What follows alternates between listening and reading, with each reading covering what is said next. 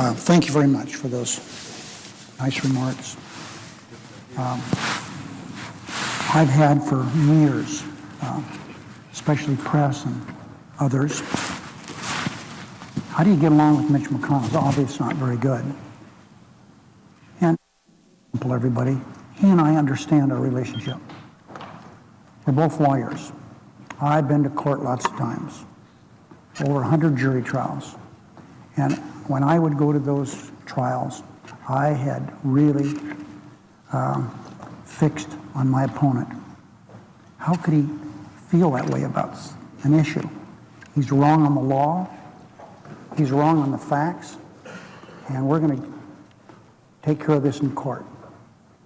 And fortunately, I was fairly blessed with my trial. It turned out okay most of the time. But Mitch and I understand that's what we do here. When the trial's over, I have to walk out of the courtroom with Neil Gallitz or whoever it was. It was over with. It was gone. We're friends. We were there, each doing our thing to affect our cause. And that's what we do here. McConnell and Reid don't need to be hugging out here every day. That isn't what we do. We're advocates for our cause. I do the very best I can. He does the best he can. And he laid that out just fine a few minutes ago. So this is not a love session for Reid and McConnell, although I want everyone to know here, Mitch McConnell is my friend. He and his wonderful wife have been kind and thoughtful to us. I've said that before. Let me repeat it. When Lander was in that really dreadful accident, they were there. Letters, flowers, they took care of us. When Lander had the devastating breast cancer, they were there. When I hurt myself, Mitch called me. So everybody, go ahead and make up all the stories you want about how we hate each other. Go ahead, but we don't. If it makes a better story, go ahead and do it. But maybe somebody should write this. Thank you very much, Mitch. Okay, everybody, now, my final speech.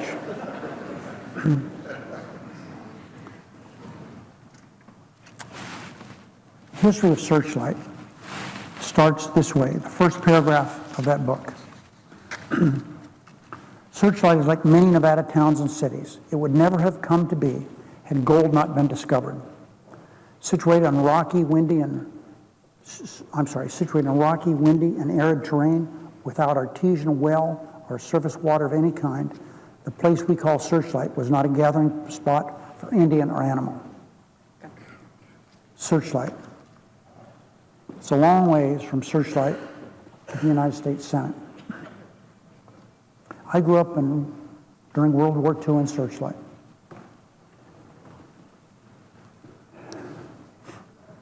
As Senator McConnell mentioned, my dad was a miner, hard rock miner, underground miner.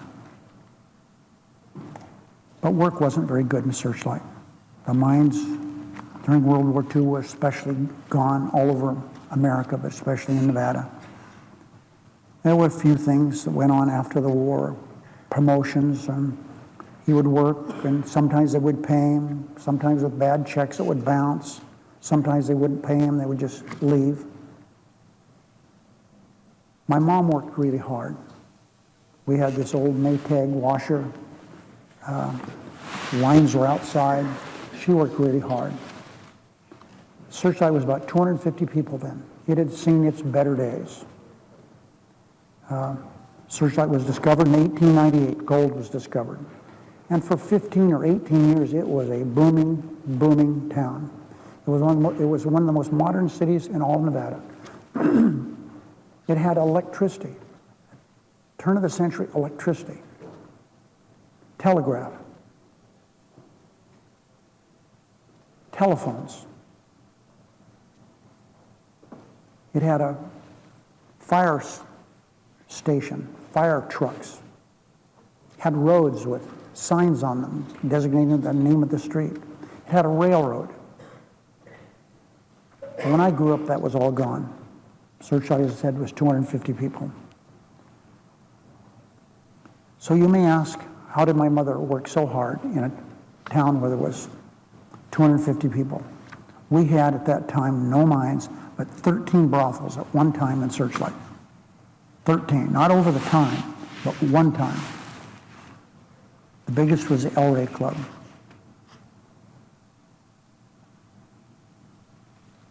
So that tells everyone what wash my mom did, from the casinos and from the brothels. And she worked really hard. She ironed, she washed. And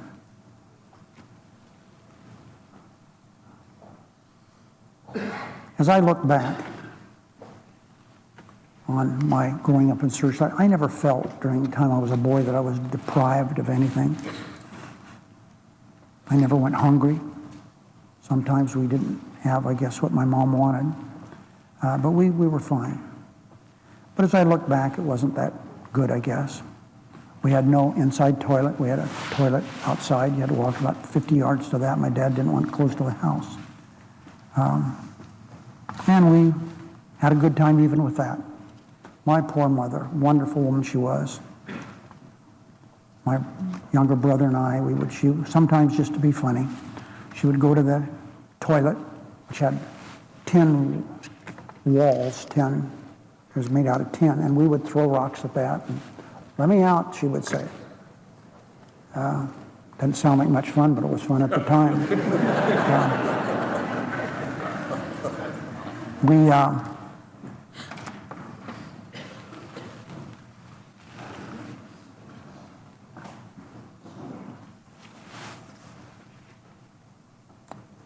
As I look back on stuff,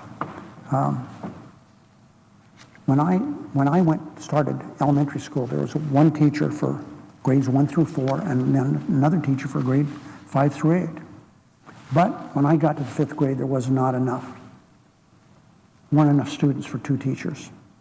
So one teacher taught all 8 grades. And I learned at that time, in that little school, that you can really learn. I have never, ever forgotten a woman by the name of Mrs. Pickard. I can still see her, those glasses, just a stereotype, spinster teacher. But she was a teacher. She taught me that education was good, to learn is good. And when I graduated, we had a large graduating class, 6 kids. And presiding officer from Nevada, you should feel good about me. I graduated in the top third of my class.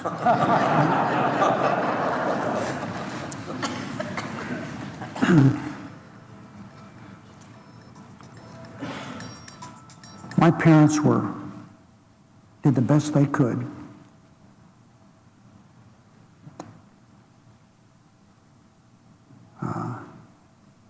My dad never graduated from the 8th grade. My mom didn't graduate from high school. In Searchlight, this is probably no surprise to anyone, there was never, ever a church service in Searchlight that I can ever remember. There was no church. Nobody, no preachers, no nothing regarding religion. That's how I was raised.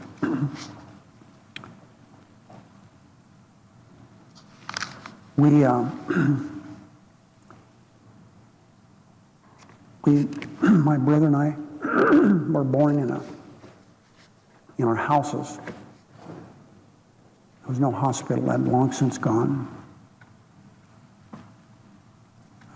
I can remember, and I didn't go to a dentist until I was 14 years old.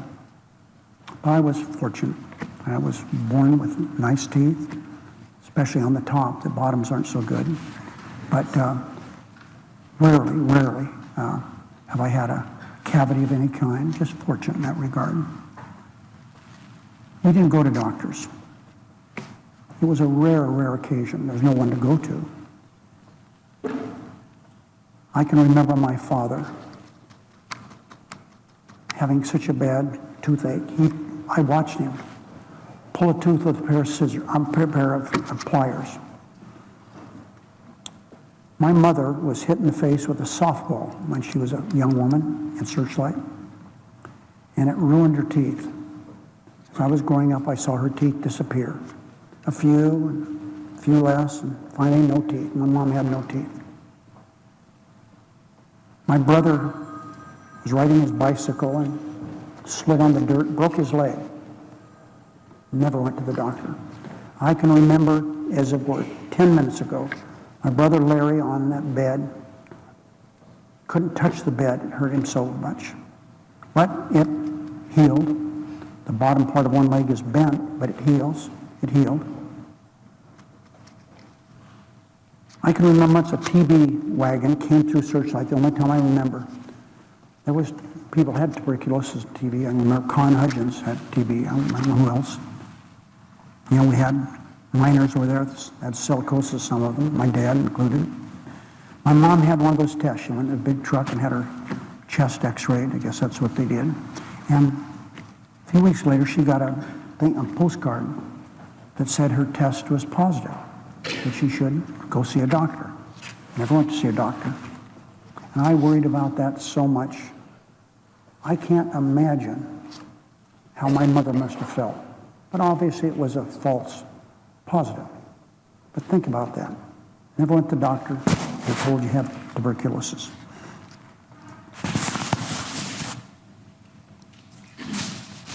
I never, and you know, as I learned more about my dad, I know how important healthcare would have been for him. To be able to see somebody to try to explain more about my dad so he can understand himself a little better.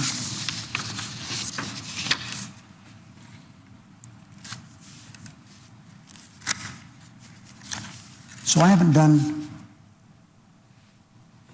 you know, I'm sure I haven't done all the good in life I could do, but I am here to tell everyone there's one thing I did in my life that I'm so proud of. And I'll always be. I hope I'm not boasting. If I am, I'm sorry.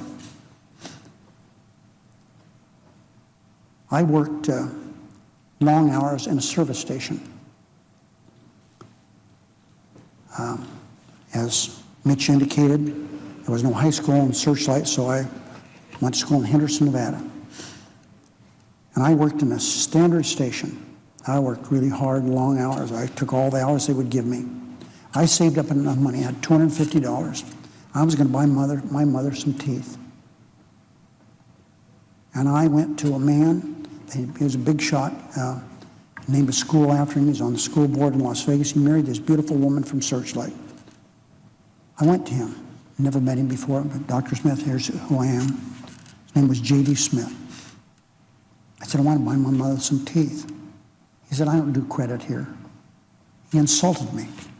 So I went to Dr. Marshall from Henderson and bought my mom some teeth. It changed my mother's life. My mother had teeth. So my parents lived in Searchlight until they both died. I think a number of people here, some, at least my staff, knows that my dad killed himself. I can remember that day so plainly. I'd been out, I spent 2 hours with Muhammad Ali. Him and I, one of his handlers and one of my staff. What a wonder, I mean, it was so, for me who has always wanted to be an athlete, wannabe, that was great.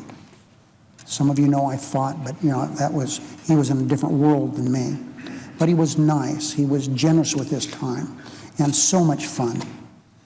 He said, pay no attention to me. He said, I'm finding some white guy and we go cause some trouble out here. He kicked the walls and yelled and screamed, and I was happy. I went to my car, got to my office, and my receptionist, Joni, said to me, Mr. Reid, your mom's on the phone. And I talk to my mother all the time, many, many times a week. And she said, your pop shot himself. So she lived in Searchlight. It took me an hour and a half to get out there. And I can still remember seeing my dad on that bed. And I was so sad because my dad never had a chance. He was depressed always. He was reclusive.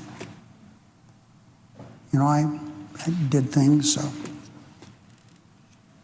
He never came to anything that I did. I never felt bad that he didn't, because I knew my dad. My mom came to everything that she could. But I felt bad about that. And I'll talk a little more about suicide in a little bit.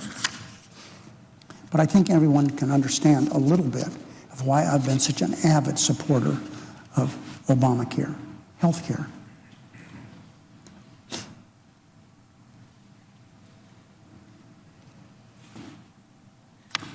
So I was ashamed, embarrassed about Searchlight. When I went to college, was in high school, law school, I just didn't want to talk about Searchlight.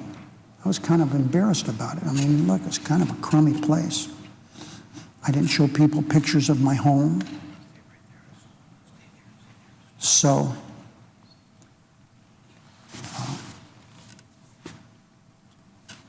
many years later, I was a young man, and I was in government. And Alex Haley, the famous writer who wrote the book Roots, was a speaker at a University of Nevada Foundation dinner in Reno. And he gave this speech. It was stunning. It was so good. And basically what he said to everyone there, and he directed, I thought, direct remarks to me, of course he didn't, but he said, be proud of who you are. You can't escape who you are. And I walked out of that event that night a different person, a new man. From that day forward, I was from Searchlight. I'd bought, when I got out of law school, I bought little pieces of property. So I had contacts there. My parents lived there. I went there all the time. But I became Harry Reid, the guy from Searchlight. So one thing people ask me all the time,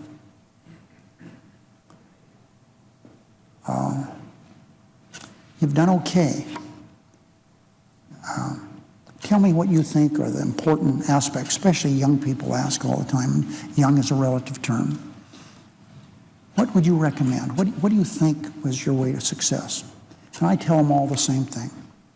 I didn't make it in life because of my athletic prowess. I didn't make it because of my good looks. I didn't make it because I'm a genius. I made it because I worked hard. And I tell everyone, whatever you want to try to do, make sure you're going to work as hard as you can at trying to do what you want to do. And I believe that's a lesson for everyone. The little boy from Searchlight has been able to be part of a changing state of Nevada. I'm grateful I've been part of that change. When I graduated from law school, the population of Nevada was less than 300,000 people. The state of Nevada is now 3 million people. It grew from one member of Congress from 1864 to 82. One is all we had. Now we have 4. During my 34 years in Congress, I've seen the country change. I've seen Nevada change. The changes in the country and Nevada have been for the better. Now I'm going to spend a little bit of time talking about some of the things that I've been able to do as a member of the United States Senate. I know it's long and somewhat tedious. I've been here a long time, so please be patient. My legislation, reducing tax burdens. I'm sorry he's not here. David Pryor from Arkansas. David Pryor, I don't want to hurt the feelings of any of my very, very capable friends, but the best legislator I've ever served with in state government, federal government, is David Pryor. He was good. Not a big speecher, but he was good at getting things done. The first speech I gave as a member of the Senate, I was way back there with where Cory Booker is right now. And I gave a speech. I tried to do it in the House. It was called the Taxpayers' Bill of Rights. I couldn't get Jake Pickle, the chair of that subcommittee on Ways and Means, even to talk to me over the House. But I came over here and I gave that speech. And David Pryor was presiding. He was subcommittee chair of a committee dealing with that and finance. Chuck Grassley was also listening to my speech. Pryor sent me a note when I finished and said, I want to help you with this. Grassley did the same thing. So my first speech led to the passage of the Taxpayers' Bill of Rights with the help of David Pryor and Chuck Grassley. It was landmark legislation. It put the taxpayer on a more equal footing with the tax collector. Everybody liked that so much we've done 2 iterations of it since then to make it even stronger. Source tax, I'm sure is just a boring thing to everybody, but it wasn't boring to people that came from California and tried to retire someplace else. The state of California was merciless in going after people. They had the law on their side, they thought. If you worked in California, it didn't matter where you went, they would go after you for your pension, is what it amounted to. And I tried for 15 years to get that changed, and I got it changed. No longer can California, all due respect to Feinstein and Boxer, can they do that. They can't do that anymore. If you retire in California and move someplace else, they can't tax that money. Mortgage tax relief. We all participated in that. I initiated it too when the collapse of Wall Street took place, and that was a big help. Tax incentives for solar and geothermal. Really important. I'll talk a little more about that. Payment in lieu of taxes. All my Western senators will appreciate that. It was just a couple of 4 years ago, 5 years ago, that we were able to fully fund PILT, payment in lieu of taxes. Worked very hard with Baucus, with Wyden, and we did things to take care of some issues that they had. That's the first time that had ever been fully funded. Cancellation of indebtedness. That's a buzzword for people that understand taxes a little better, but what happened is people, when everything collapsed, they would try to get out of a debt they had. They couldn't because the IRS would tax them at the value of it when they bought it. When it didn't work, it was unfair. And we got that changed. That was in the stimulus bill. We got that changed. Let's talk about the economy a little bit. Now, I know some of my Democrat colleagues said, why did you do that? Here's what I did. I worked with Republican Senator Don Nichols from Oklahoma, who was a Republican president, okay? And so the worm turns, but Don and I talked about this. We knew that the administrations would change, and it would affect every president, Democrat and Republican, and it was called the Congressional Review Act. And what that said is the president promulgates a regulation, Congress has a chance to look it over to see if it's too burdensome, too costly, too unfair. And we've done that quite a few times. And that was because of Reid and Nichols. That was legislation that I did, and it was great when we had Republican presidents, not so great when we have Democratic presidents. But it was fair. One of the things that's been so important to the state of Nevada has been a man by the name of Kirk Kerkorian, an uneducated man.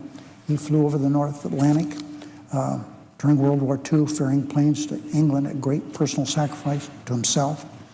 But he had, as I said, no education. Parents were from Armenia, but he became one of America's legendary entrepreneurs. And I, many, many years ago, as a young lawyer, met him, and for many, many years helped him, and especially his brother, with their legal issues. He's the man that helped create Las Vegas the way it is, and he did something unique. He decided he was going to build something on the Las Vegas Strip called City Center. And for those of you who go to Nevada, look at that sometime. You could be in the middle of New York City. You would think you were there.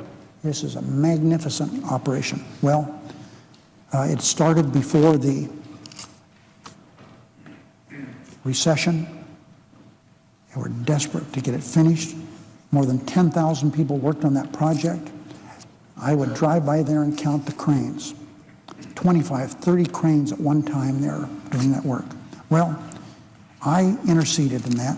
I did some things that probably a lot of people wouldn't do, but I did it because I thought it was very important that that operation didn't shut down. Kerkorian already put billions of dollars of his own money in it. And they had an investor from one of the Middle Eastern countries. And I did a lot of things I say that a lot of you wouldn't do, but I did it. And I saved that project. I'm not going into detail, but I called people that I would doubt that any of you would call.